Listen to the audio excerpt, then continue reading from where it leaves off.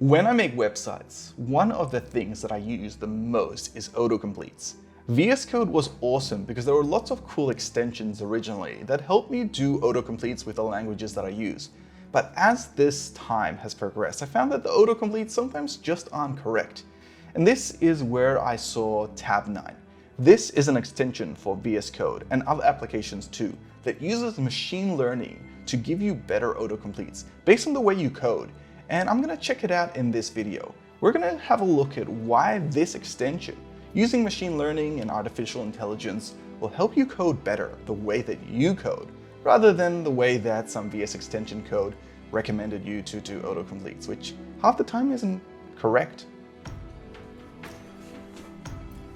Alright, so let's check out tab 9 and see if it delivers on this promise of machine learning to make my autocompletes a lot better.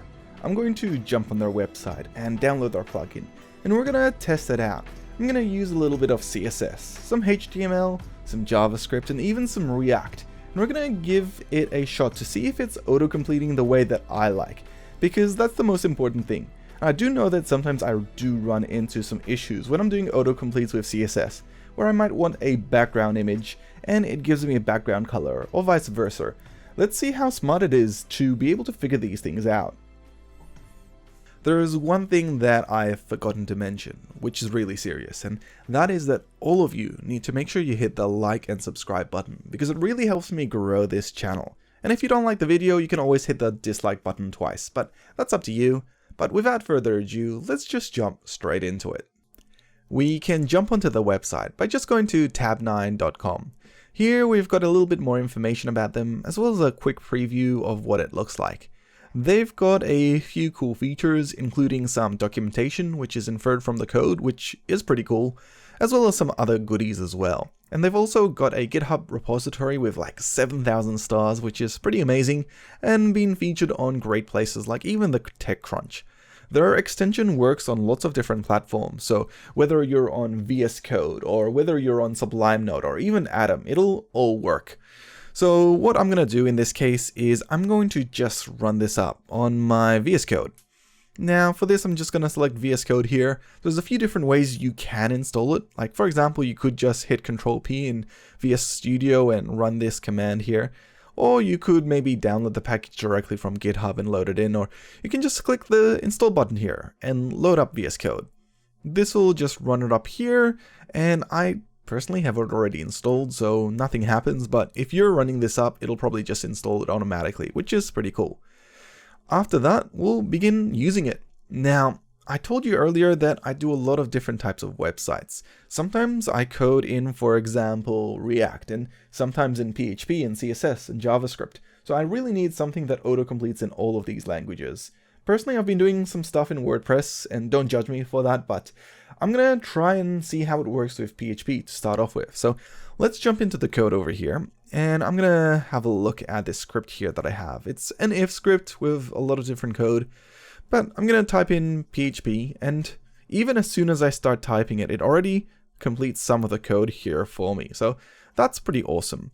Now I'm going to type in and if, and even before I finished writing that sentence, we can see that it's already finished that statement. So that's cool. Here in the H2 block, let's type in H2, and that's also auto-completed.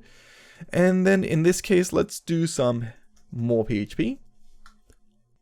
And maybe we'll just echo something out. So let's do PHP echo. And yeah, it's got some examples there. Test. And let's close that off. So there are autocompletes there happening for each one of those. So that's really cool. Let's cancel out of all of this and undo all the changes. And this time let's have a look at some CSS. I do a lot of Sass, so I might try how that works. Let's do a body class here. Do a proper body class.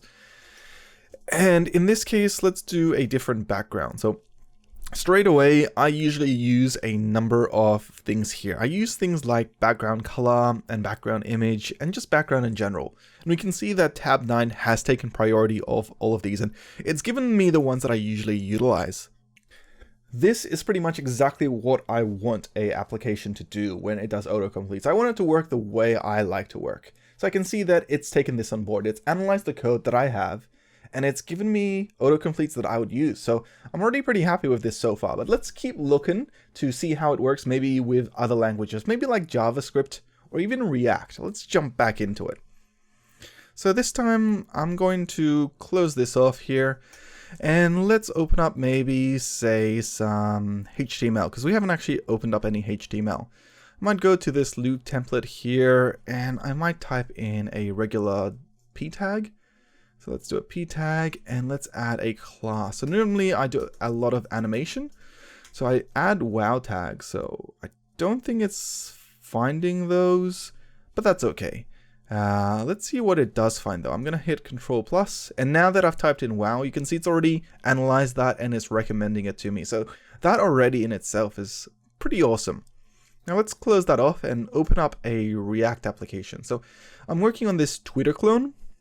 We could maybe use this as an example. Let's jump in here and see what we have. So let's create a new component called test.js, and I'm going to use a pre-made component here. It's a class component. Please don't judge me on that. But I'm going to also write in maybe a constructor. So constructor, and let's do super props, and I think constructor also needs props in there. It's been a while. Now that we've got that and hit save, let's do one more component, and this will be test2.js. Now we've created that first test one, and we've created a constructor class. So let's see what happens when we type in construct now. We can see that tab 9 has already pre-populated that in for us, even with the props there. And if we type in super, it's pre-populated that too. So you can see already how it's taking advantage of how you code and implementing those solutions for you.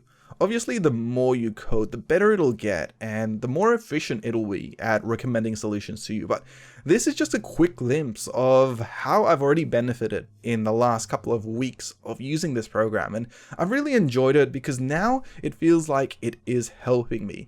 And it's really hard to explain until you start using it yourself. So this is something I would recommend for you guys to check out.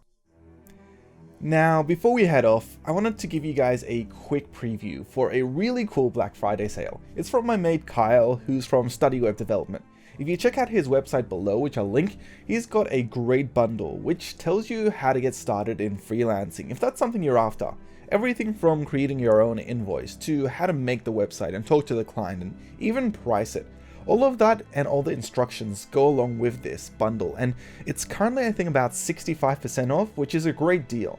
Check it out in the link in the description below, but otherwise I hope you guys enjoyed this video. If you did, hit like, hit subscribe, and I'll see you in the next one. Thank you.